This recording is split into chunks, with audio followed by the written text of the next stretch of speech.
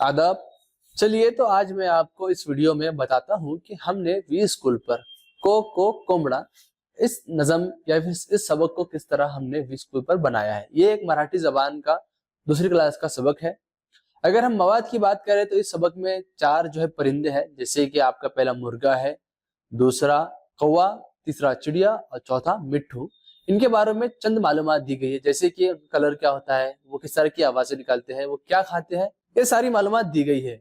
इन मालूमात की बिना पर अगर हम देखें तो एनईपी 2020 से यहाँ पर पहला जो डोमेन आएगा वो आएगा लैंग्वेज एंड लिटरेसी डेवलपमेंट, और सेकंड जो डोमेन आएगा वो कॉग्निटिव डेवलपमेंट आएगा। कॉग्निटिव डेवलपमेंट इसलिए क्योंकि अलग अलग कैरेक्टरिस्टिक्स जो है अलग अलग वर्ड्स के वो नॉलेज में बच्चों के आने वाले हैं, इसीलिए कॉग्निटिव डेवलपमेंट इसमें आएगा।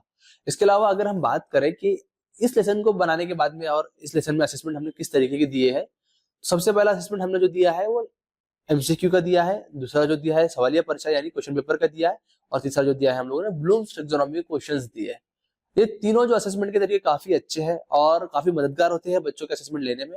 आप इन असेसमेंट का इस्तेमाल आपके बच्चों के जो है जायजा लेने के लिए कर सकते हैं कि उनकी पढ़ाई किस तरह चल रही है और आपने जो सिखाया वो उनके जहन में आया है या नहीं आया है।